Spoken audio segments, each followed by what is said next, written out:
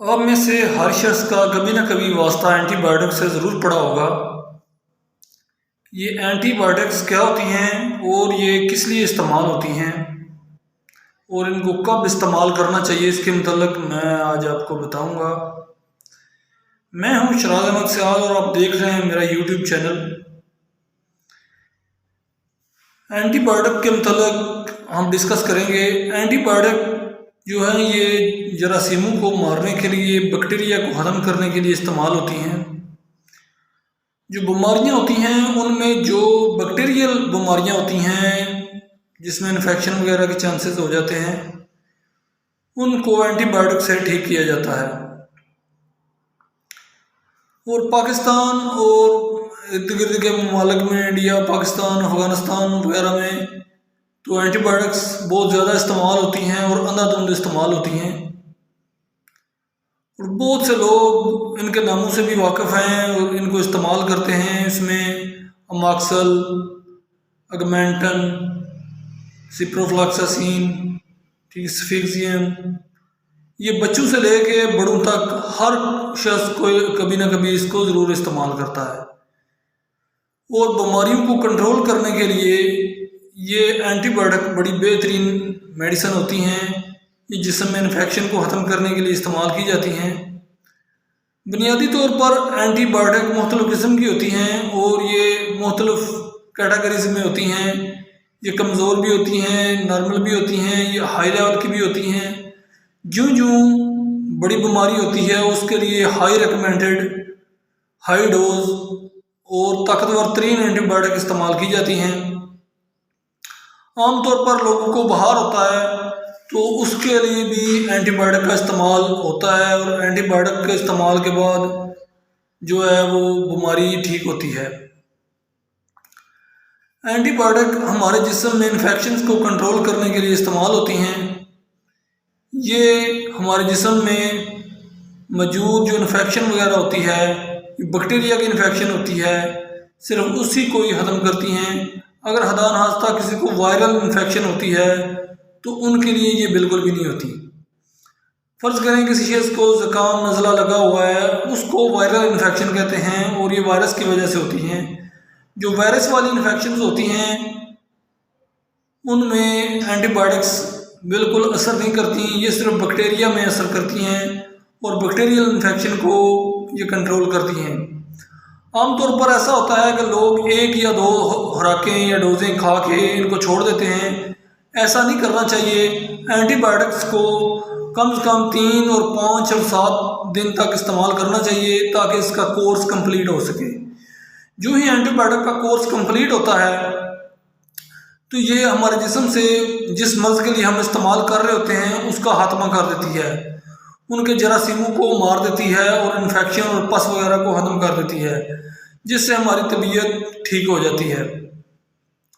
इसी तरह अगर हम 1 डोज या 2 डोज लेते हैं, इससे वो एंटीबायोटिक हमारे जिस्म के अंदर रह जाती है और हमारा जिस्म उसके खिलाफ क़ुव्वत मुदाफ़अत बना लेता है। जब भी हम दोबारा वो मेडिसिन इस्तेमाल करते हैं, वो एंटीबायोटिक इस्तेमाल करते हैं, तो वो हम पर असर नहीं करती।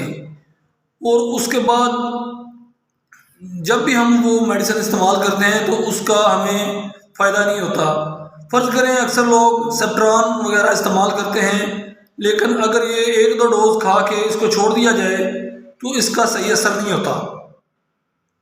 अगर इसको रूटीन में यानी 3-4 दिन इस्तेमाल किया जाए या कम से कम 5 दिन इस्तेमाल किया जाए तो ये जिस्म में उस इन्फेक्शन का खात्मा कर देंगे जिसके लिए हम इसको इस्तेमाल कर रहे हैं। एंटीबायोटिक्स डॉक्टर के मशवरे के बगैर इस्तेमाल नहीं करनी चाहिए, क्योंकि एंटीबायोटिक जो है इनका गैर ज़रूरी इस्तेमाल सेहत के लिए बड़ा नुकसानदेह होता है और ये जिस्म में मुख्तलिफ़ बीमारियों को पैदा करने की वजूहात भी इससे हो सकती हैं, मुख्तलिफ़ बीमारियाँ भी पैदा हो सकती हैं इससे।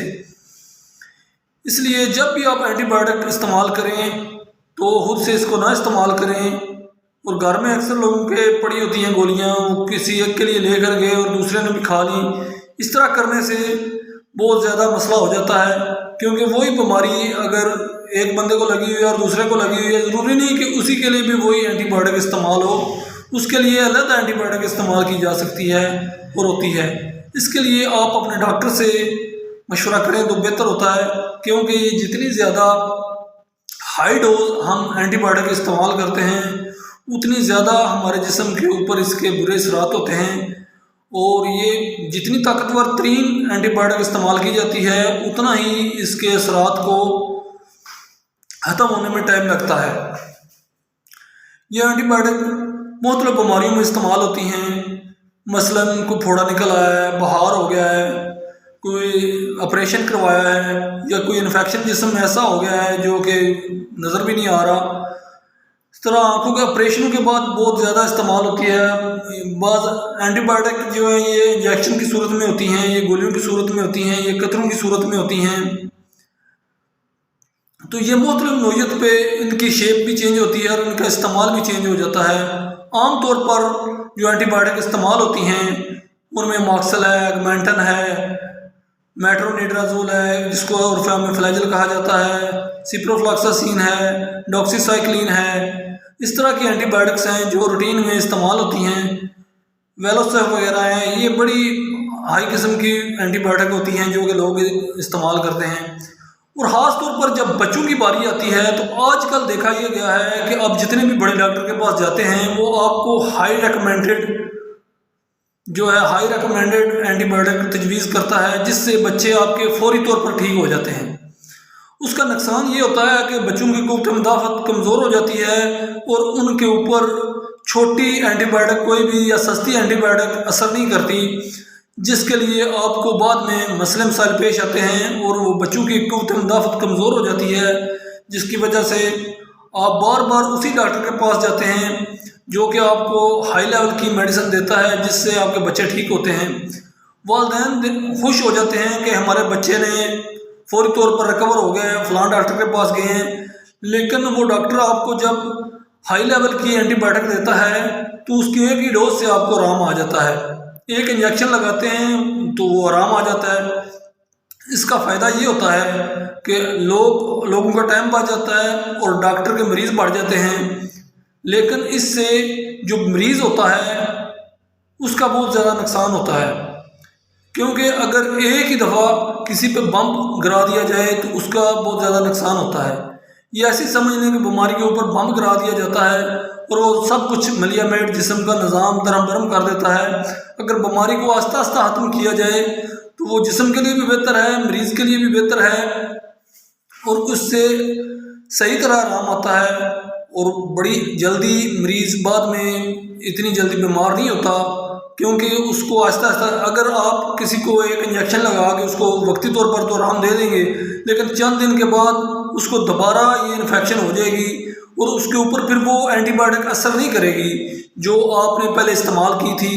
اس لیے آپ کوشش کریں کہ اچھے سے اچھے ڈاکٹر کے پاس جائیں اور کم سے کم اینٹی بایوٹک کا استعمال کریں، کیونکہ اینٹی بایوٹکس جو ہیں یہ مصنوعی طور پر بنائی جاتی ہیں، یہ کیمیکل ادویات ہوتی ہیں اور ان کے استعمال سے جسم میں مختلف تبدیلیاں آتی ہیں، جس کی وجہ سے اکثر بیماریاں لگ جاتی ہیں جو کہ ناقابل علاج بھی ہوتی ہیں۔ امید ہے آپ کو اینٹی بایوٹک کے متعلق کافی سمجھ آئی ہوگی۔ اگر آپ نے میرے چینل کو سبسکرائب نہیں کیا تو اس کو ضرور سبسکرائب کر لیں۔ اجازت دیں، اللہ حافظ۔